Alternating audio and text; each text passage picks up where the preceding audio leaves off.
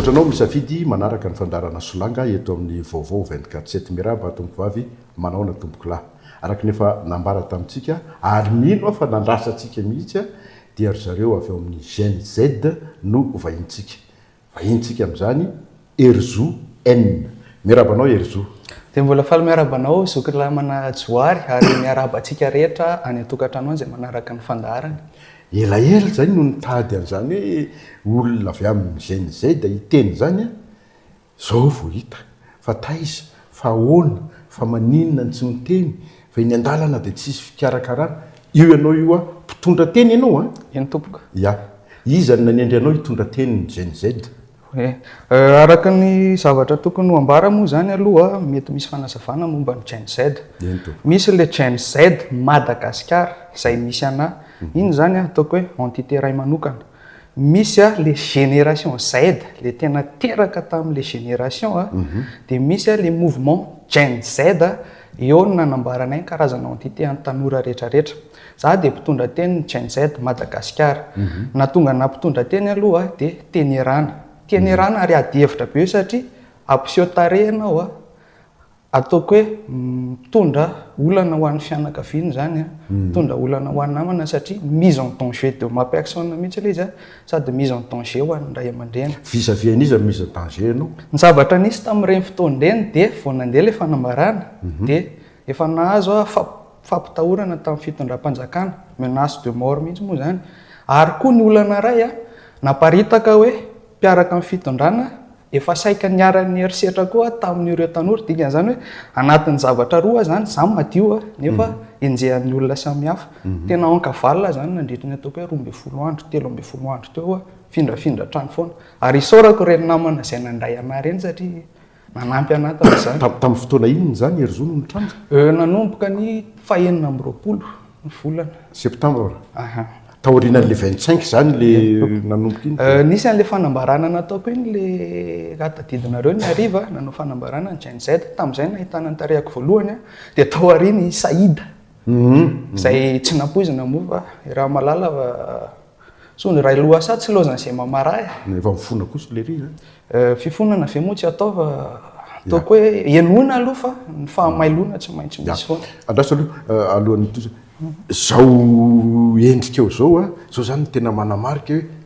Gen Z satroka dia akanjo mainty dia miampy an'ilay ihany. Raha ho tantaraina ny avin'izy ity dia tanora maromaro zay le resahako anareo teo hoe génération Z le tanora amin'le sokajy taona anisan'ny mpijery an'io dessin animé io. Izy io dia tantarana pirate kely anankiray le film anarany nofonofony analany olona rehetra amin'ny fanangejana gouvernement anankiray.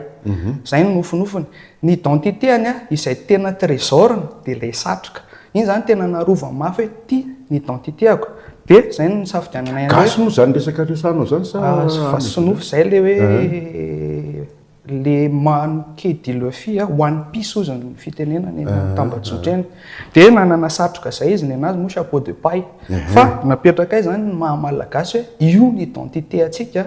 dia hoentina amin'ny identité malagasy ilay izy ary dia mifanojo ihany amin'le satroka gasy ary anisan'ny natonga izy ity namboarina fa hafa le chapeau de paille ary ataoko hoe zay no natonga anisan'ny voasarika tamin'le mouvement satria tany am-piandohana dia tsy mbola tena nirafitra le izy fa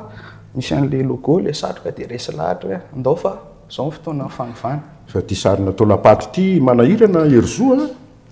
zay moa le hoe Jolly Roger satria pirate le izy fa tsy ny pirate rehetra ny ratsy tamin'izay fotoana izay fa hoe izy niavaka dia entina amin'le mampiavaka anazy le fandraisana an'le sary fa tsy dia hoentiny amin'le fomba fijery mahazatra. Hiditra amin'ny votoatintsika Erzo raha sitrakao raha malala fa ianareo no anisany hoe nitarika an'izao zava-mitranga eto amin'ny firenena izao dia fiovana fitondrana mihitsy. Ary raha tany ambolohany dia fitakiana zo fitakiana jirosorano ny atombohany mba asio resaka kely hoe inona no nampiova aingana dia aingana ilay fitakiana ho lasa fitakiana politika. Araka ny nambarako taminao teo moa zany ny fisian'ny Gen Z Madagasikara taloha dia hoe conscientisation citoyenne fanairana n'le vahoaka aloha zany hoe misy zavatra tsy mety eto amin'ity fireneny ity tao anatin'izay dia efa nojerenay teny amin'ny tambajotsa nandeha aloha ny démocratie mainty izay nitarihan'ny transparency internationale dia efa ozy zay misy zavatra efa mihetsika zany nandeha indray nihetsika nataon'ny baba sy lili izay nitondra bidon dia efa hitanayko Clémence hitanay koa hoe io marina misy zavatra tsy mety ange jiro sy rano e dia amin'le fanairana ho atao amin'ny malagasy zany dia efa nalefa aloha le fanairana rehefa nandeha nefa le fanairana dia hita hoe efa sorena daholo ny malagasy ary tena voageja nandeha isan-karazany fangatahana nandeha mitsamina mipetraka amin'ny fangatahana daholo lasa mouvement populaire le izy nefa kidia raha miresatsika mouvement populaire dikan'izay misy tsy fahaizany mitantana mauvaise gouvernance iza manao le mauvaise gouvernance le mpitatana ka raha te hanova le zo fototra lasa tsy maintsy voakitika le mpitatana na tsy tao anatin'ny eritreritra ary le izy tamin'ny voalohany fa na hatsapa koa zay hoe tsika mpanaitra amin'ny malagasy raha mahita amin'ny malagasy hoe misy tsy fahaiza mitatana andao anaraka fa ny vahoaka ny tompon'ny souveraineté ny vahoaka ny tompon'ny fahefana ary iny moa zany afaka hitondrako fanazavana koa iny mahatonga le hoe fananiny zay tsisy lohany zay indrindra mantsy samy nandehateny ny antony voalohany aloha misy antony telo natonga le izy tsy hoe tsy misy lohany voalohany aloha question de sécurité raha misy lohany anankiray ao ka ho vonoina iny dia ahoana ny toy-le mouvement dia efa mifanaraka hoe tsika hidra zany ao anatin'ny mythologie greka le biby raha tapahana ny lohany anankiray dia misy lohany ankiroa mitsiry dia napetraka zany izay fomba fijery zay hoe inona mampiavaka atsika inona le vision inona le valeur dia iny vision sy valeur iny no mitondra anay tao anatin'ny discorde satria discorde ny fariny raserana tanora tsy mifankafantatra fa mifampatoka tao anatin'le vision sy le valeur dia iny no mivoizana hoe tsika tsy misy lohany fa misy mpandrindra kosa nefa avahana tsara mantsy le hoe lohany anankiray sy mpandrindra izy le mpandrindra dia tanora miara-manapa-kevitra collégial tsisy hoe filoha izay ny anisany mahatonga ny hoe mpitondra teny izahay mipotry eny reny fa de rehefa mivorona reo le hoe mpandrindra miafina zany nareo amin'izany tena miafina nampiasa karazana teknôlôjia maromaro zay mety tsy ho tany saiko eto fa ataoko hoe ny anarako zao tao anatin'le izy dia brook tsy fantatry ny olona hoe iza ao anatin'le discorde misy any hoe big mom anaranao anatin'le dessin animé daholo zay fa fifampitokisana fotsiny amin'le hoe te hanova zavatra dia izay no mitondra ny etombohany le Gen Z Madagascar dia rehefa nitambatra moa le izy rehefa réseaux sociaux hita hoe mila antsoina daholo ny tanora faritra rehetrarehetra fa nisy fampangananareo hoe manipule nareo dia nisy robot misy firenena hafa misy agence manipule an'le génération Z ataoko angamba tsy voary fa hitatsika rehetra hoe rediredy angamba izy ireny ahoana moa ny tenenanao hoe robot manipule nay zaza nitezaina teto Madagasikara ny tenako tanora nianatra teto Madagasikara tanora nahita fianarana tany amin'ny diaspora namanay sasany ataoko hoe tanora nianatra ahoana ny manipule ny robot zay ny no manipule ny robot satria zay no manao ny teknôlôjia dikan'izay ngamba mazava hoe amin'ny génération taty arinanay voafehanay ny teknôlôjia dia niazakazaka be le toedraraha tamin'ny nanomboka 25 iny dia nifampitoraka lacrymogène sy vato nisy ohatr' zany dia jaune efa rany napozina reo hoe zao efa anisan'ny tsy hoe tanjona moa zany fa hoe dingana ny eritreretinareo hoe zao zava-misy eto amin'ny fireneny zao hoe misy filoha ny fanavozana ny république ny Madagasikara amin'izao fotoana raha tany am-boalohany aloha dia tsorina marina hoe tsy tao an-tsainay ary anisan'ny natonga anay somary ny sitaka kely aloha satria niverina namolavola ny paikady rehetrarehetra ny Gen Z Madagasikara niazakazaka araka le lazainao ny zava-nisy satria lasa mouvement populaire le izy araka ny lazaiko teo dia tsy maintsy miverina nandrafitra zany izahay hoe ahoana indray ny hitondrana an'izy ity satria lasa nisy ny fialan'ny filoha teo aloha dia tsy napozinareo ny fialana iny somary tsy napoizina nefa izay nitakinako ny antony natonga lizy tonga tany amin'le fitakina dia lefa nilazaiko anao teo hoe nipotra daholo ny alahelon'ny malagasy rehetra dikan'izany le mpitatana mihitsy nefa tsy mety ko maninona moa mbola hijany hoe le mpitatana nefa efa tsy mety hatrany amin'ny faritra ny io atsika hoe tsy teto Antananarivo rery ary tsika matsapa hoe Madagasikara iray manontolo ary mbola veriko ny fampatsahivana amin'ny namana rehetrarehetra ny Gen Z Madagasikara tsy manavaka fa mbola isy fampiatsoana iverina iantso indray zay ireo tanora rehetrarehetra manerana Madagasikara satria ny zahana tena hoe ny strukturena na ravina tsara aloha zany le Gen Z Madagasikara mba hiavanay amin'ireny olona miazakazaka makeny andapa reny satria any zao dia efa misy page anankiray Gen Z Madagasikara association Gen Z Madagasikara na vita récépissé tampon tsy fantatra akory hoe afa izy ireny dia efa nandinika an'ireny izahay dia mandrafitra an'izay paikady zay dia atao hoe structurena mihitsy zany le mouvement Gen Z. Fa tsy miaraka aminareo zany dia olona efa hoe maka récépissé reny tsy namanareo. Zao no ny fanazavana tao anatin'izay fotoana izay dia nandinika ny Gen Z Madagasikara nijerenay daholo ireny olona mandeha reny misy kajin'olona telo ny olona tonga teny andapa ny voalohany ny tanora nanenjika seza zay aloha ny voalohany ny faharoa le nanenjika seza ty lazaiko hoe ohatran'ny hoe taitaitra fotsiny zareo hoe mandeha be le mouvement dia tsy nandinika tsara fa to dia niazakazaka sao dia voadinga n'le tanora voakarama satria mino ava misy voakarama ny tanora laseny dia misy le tanora ohatran'ny hoe manaraka efa fotsiny dia reto tanora voakarama reto ny tena nizahanay no jerena tsara hoe iza no niazakazaka teny anavahana le tena izy misy olo tena nay avy amin'ny Gen Z Madagasikara foana miaraka amin'zareo reny manao infiltration nareo zany tena mijery misy masonay sofinay dia efa fantatray hoe iza le madio iza le taitaitra dia mila itsy dia iza le tsy izy mihitsy fa mbola tsy tarinareo reny afaka mbola miverin-dalana aloha hiverina andoharano amin'le fitakiana izay ilaitsika ary fanamariana afaka resahana tsara angamba hoe tsy mila seza izahay fa zahay kosa dia mila solo tenanay mijery ao anatin'ny fitondrana inona ny lazaiko an'izay mantsy lasokely aloha lasokely tadidio zay iarinanao zay le hoe tsy mila seza zay nefany nareo tena nanilikilika ny mpanao politika mihitsy nefa nareo tokony hafantatra tsara fa mpanao politika no mitondra firenena mikasika an'iny aloha ekena mauvaise communication le izy ny zava-misy ny fahalalan'ny malagasy zany mpanao politika zany tsy le politique de développement fa politique politicien miady seza dia ho anay zay tsy hoe tsy manao politika fa le politique politicien miady seza no tsy mety amin'ny fomba fisainanay izany hoe tsy tena mieritreritra le fampandrosoana fa hoe aiza indray nipetrahako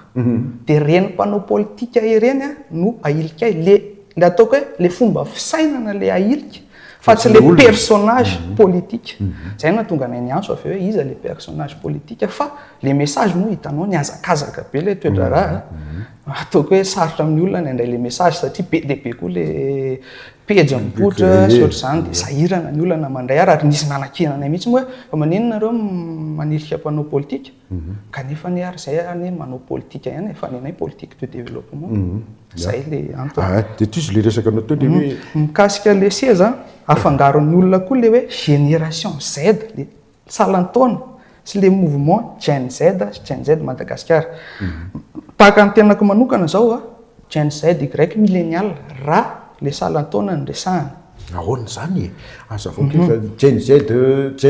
misy ny génération raha salantaona ny resahana génération Z le teraka tamin'ny 7 sy arivo 1997 Makati dia misy le millénial Y talohan'izay dia misy le Gen X talohan'izay le tanora le teraka tao amin'le 97 Makati no somary nikitika hoe tena ohatra mijaly zay ry zoky isany fa sao dia mba handingitsika hoe ahoana ny anaovana ty Madagasikara ty ary najainay zay no natonga le mouvement Gen Z niantso tanora amin'izay zareo niantso tanora efa manana traikefa fa miasa hoe ahoana ny ataontsika andao hiaraka ao anatin'ny Gen Z Madagasikara zany dia misy an'le karazana salantaona ary misy ataoko hoe juriste ao misy économiste ao tenako manokana zao agronome dia efa miara-mikando ao anatin'le izy dia ino mila vahana tsara hoe tsy ireo génération io angely hoe satria raisin'le olona hoe nareo zazakely reo ve dia andray toeranao nareo zaza reo ve dia zay ny tsy fantany hoe tsy ireo zaza reo ne fa hijery solo tena mahefa izy hijery olona afaka technicien expert afaka cautionnena hitondra ao anatin'le tetezamety rehefa itsangana zany zao le gouvernemanta na ohatra zany dia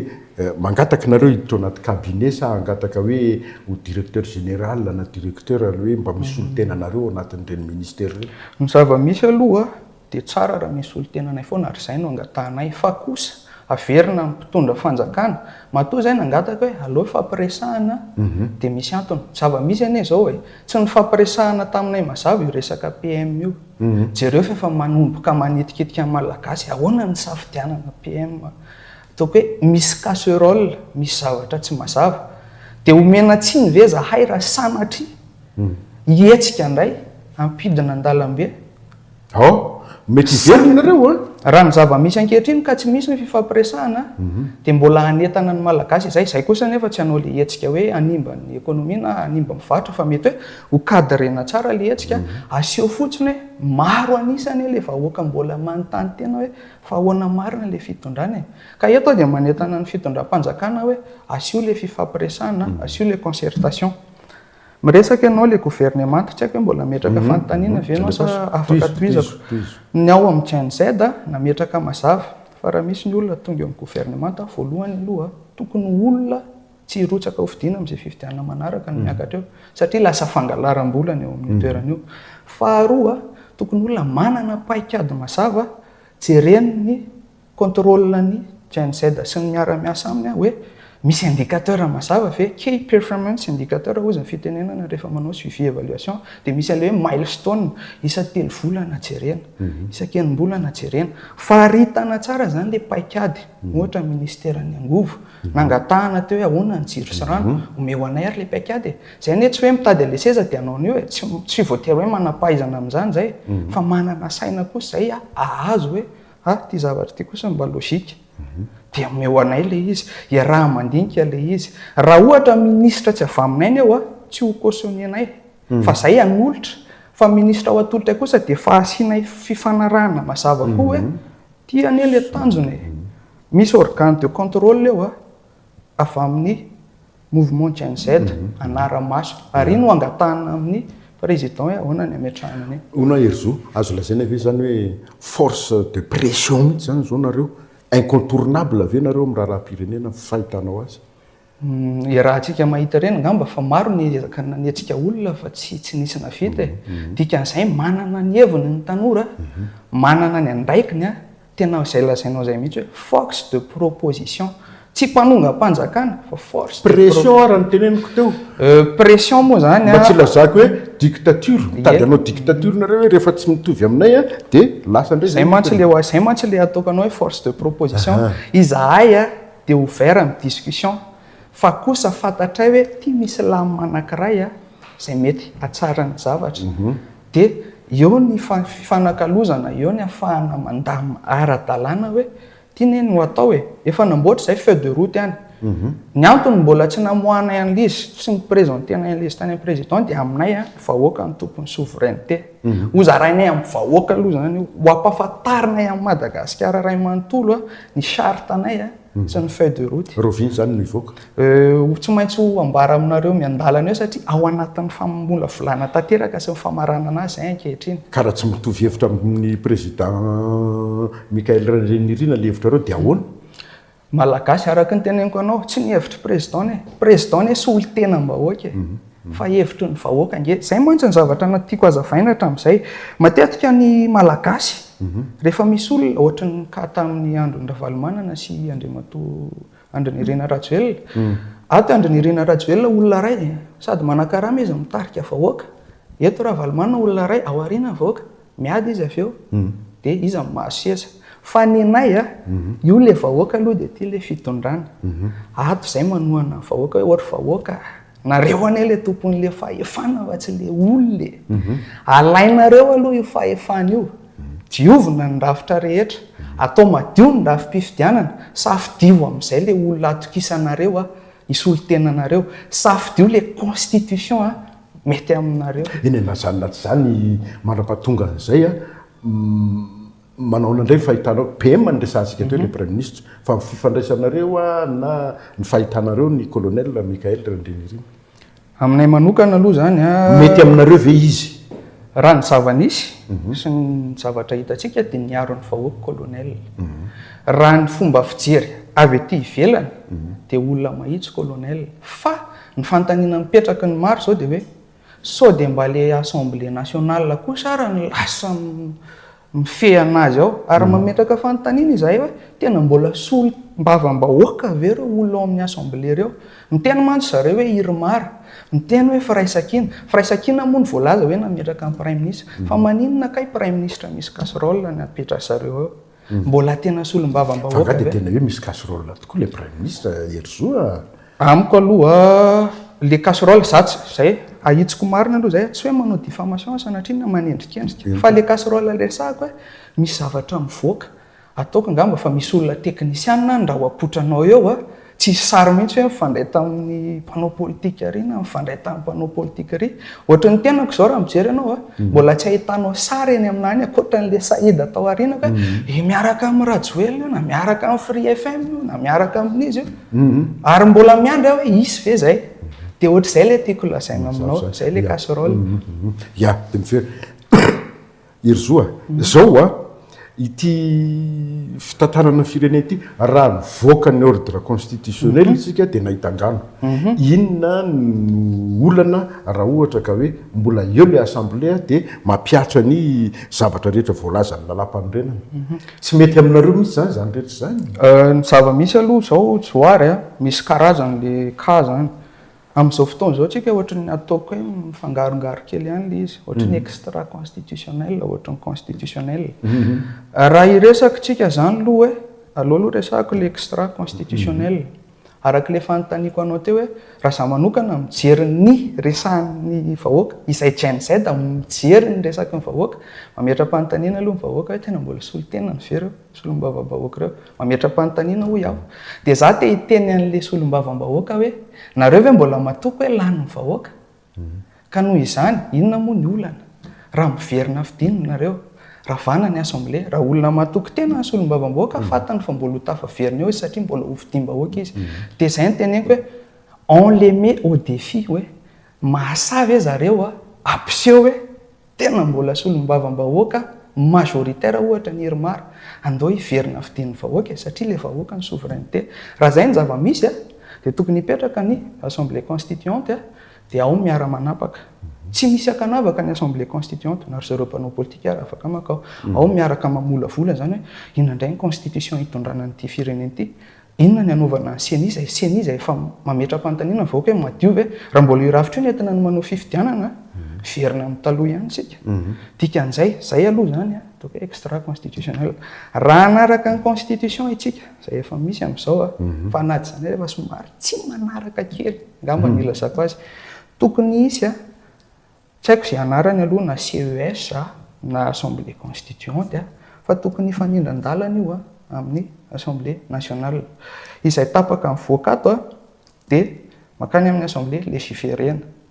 Zay zany ny zavatra tokony isy eo. Tokony misy karazana structure ohatr' izany eo raha tena hanao anteteza mihitsy. Ary io structure raha io mbola tokony isy le andro masom-pokon'olona avy any fotony satria miainga avy any fotony ny zavatra rehetra. Tokony isy consultation zany reny olona reny any fotony. Le andro masom-pokon'olona nanaovanay azy moa zany ao anatin'ny zavatra rehetrarehetra ohatra comité populaire local. Le anarana zany tsy dia olana fa le tanjona amin'izy hoe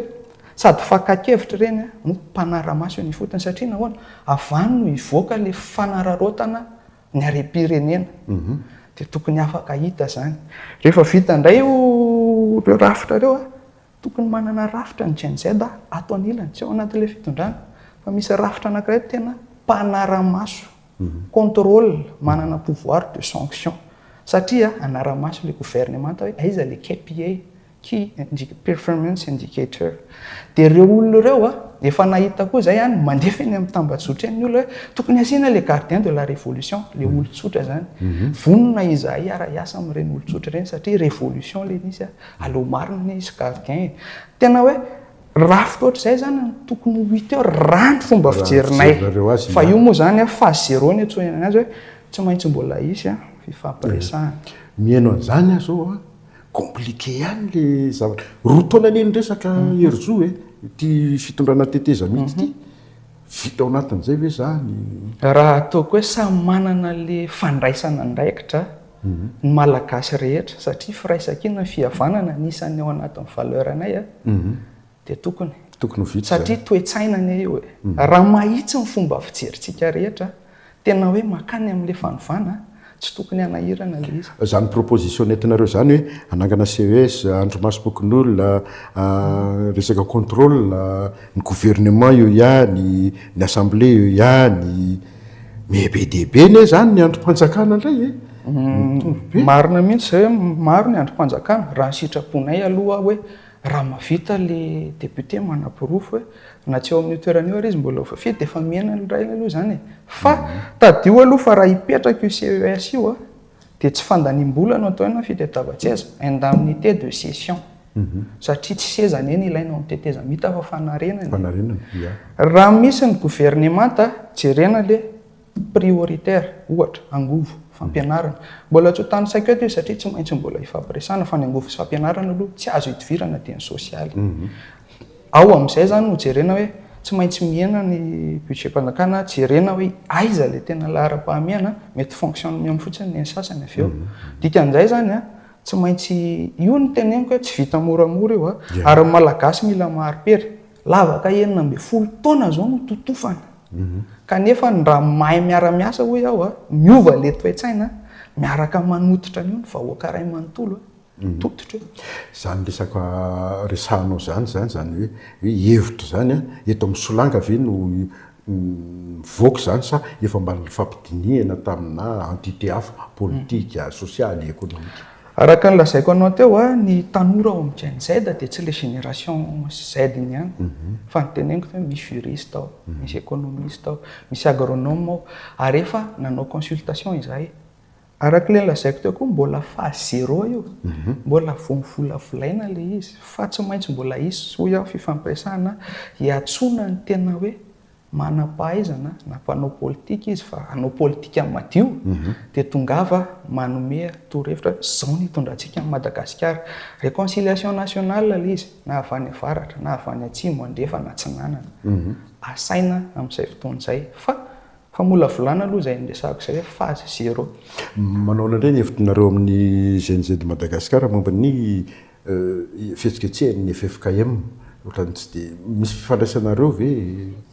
kasika ny FFKM manokana aloha za tsy teto toerana ny hitanareo angamba ny fotoana vitsivitsy ny arahako tamin'ny FFKM farany dia nitondra ny teniny fotsiny zareo moa ny tena hoe hompanelanelana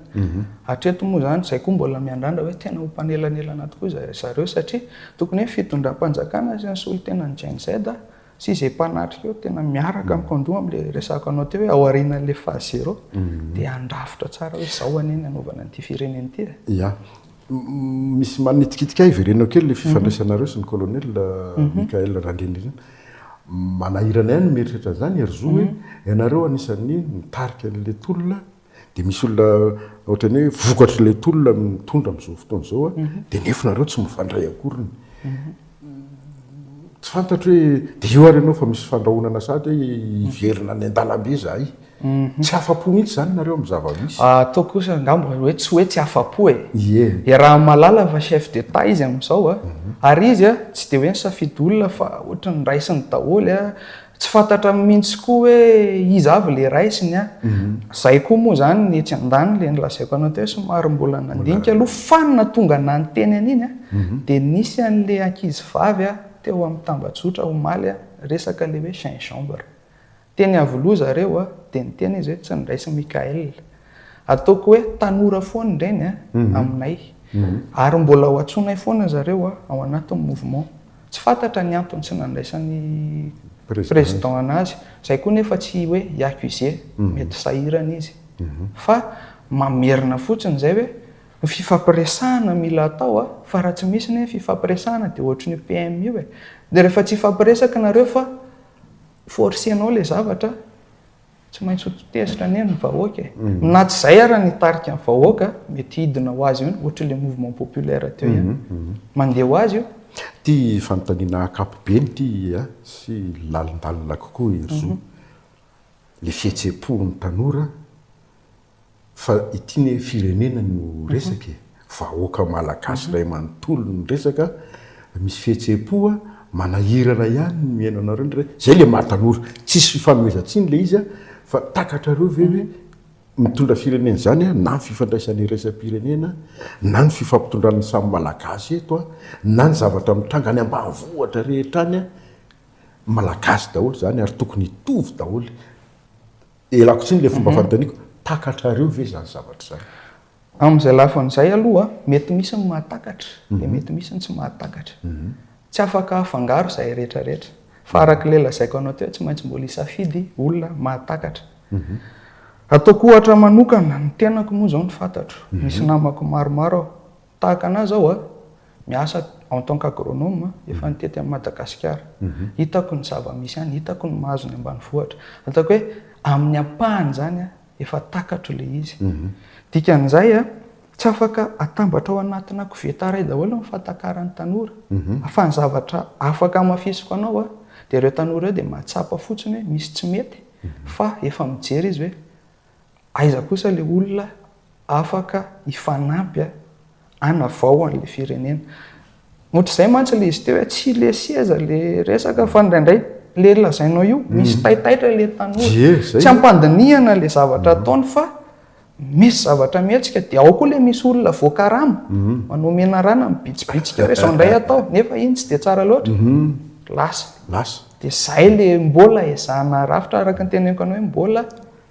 misy restructuration voapetraka idéologie ve a ny zavatra ataonareo a sa hoe anao restructuration fotsiny a ny tiako atongavana dia hoe aoriana kely ao ve zanynareo GNZ Madagasikara hiova ho lasa antoko politika ka akafitondrano zavatra lahara-pahamehana aminay moa zany zao amin'izao aloha dia hoe ahoana no hitondrana n'ity rafitra teteza mita ity mila madio ny zavatra anaraka eo na ny fifidianana na ataoko hoe mila mipetraka zany aloha le fomba hitondrana le repoblika manaraka mikasika ny fanaovana politika raha zay amin'izao fotoana angambana ataoko hoe tsy mbola manana loatra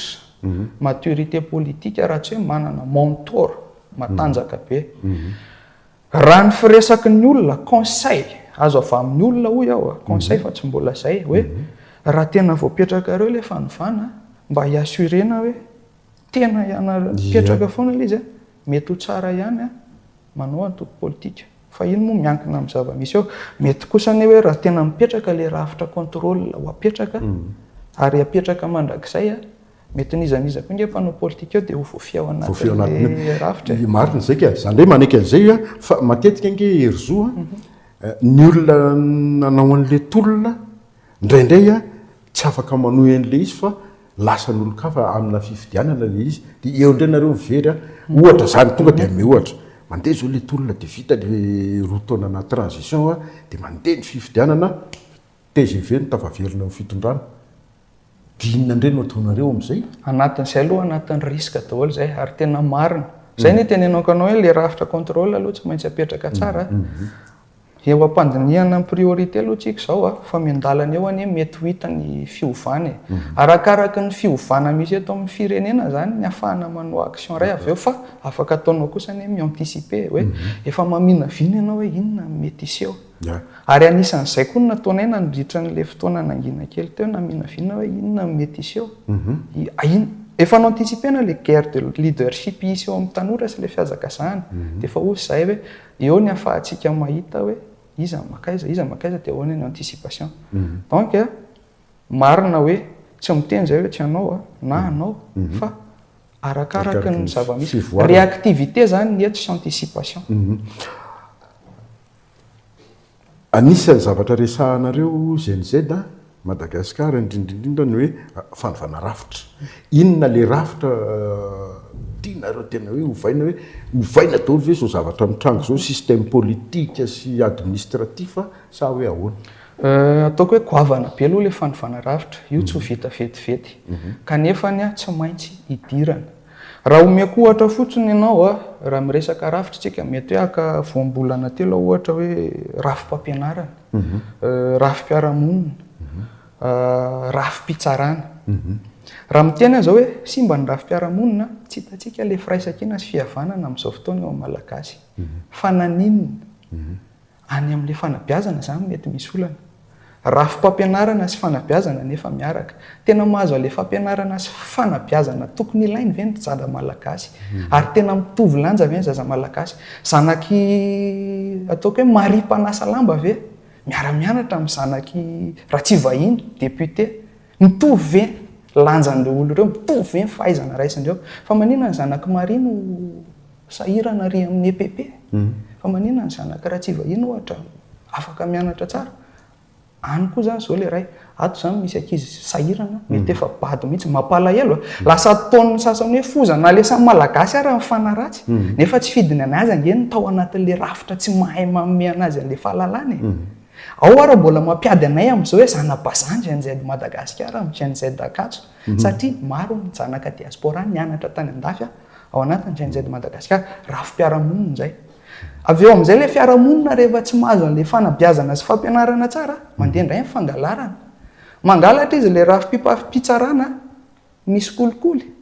mitoy foana dikan'izay ohatr'izay zany le rafitra mila jerena tsy vetivety io ary tsy mora ary tsy izay no hiteny hoe manam-pahaizana amin'io fa hoe hijery aizany olona afaka anao an'izay ya misy resaka mandeha farany misy resaka mandeha amin'izao erozo ary nivoaka gazety mihitsy le izy androany hoe ohatrany misy vola miasa koa amin'izao fotoana izao fitondrana sy tondrao asa rehefa maino an'izany nareo zay moa zany efa naheno tsy afaka ny arak'ilay lazaiko anao tsy afaka ny anao accusation gratuite izy hay aloha hatreto tsy fantatray marina zay misy eo fa raha ny fomba fanao teo aloha maro ny fanoteny misy mampiasa vola foana ka iny any tanako any président aza hoentin'ny olona ny vola fa aloha miverina amin'ny vahoaka mianoa ny tanora sy ny vahoaka zay zany ny afatra tsotra apetrako satria olona efa zatra mpilalao politika avy eny raha anao dia ianao atoko hoe tsy ireo indray ny anongana anao tampoka avy eo ohatra fa tsy aloha mahita ny tanora tena zay vonona hifanampy anavao ny firenena matoa ianao miaro ny vahoaka malagasy dia misy fitiavana amin'ny malagasy dia ajao izay fitiavana amin'ny malagasy zay sy ny itiavana malagasy ny hafaliana ny malagasy nametraka nahitanao teo farany indrindra mba hoe programa nareo atoato ary nihetsiketsika fihetsiketsehana le charte mety roviana avy zany misy ny zavatra azo ambara aloha dia efa tena mpamola volana tanteraka izay ezahana farak'izay aingana le izy angataka koa zahay fiaonana ofisialy amin'ny président rehefa milamina tsara izay rehetra izay ny daty mbola tsy afaka ambarako mazava satria mbola anatin'ny famola volana zay kosa aloha tsy mieritreritra hoe andeha hidina an-dalambe fa lolo mifampiresaka mifanazava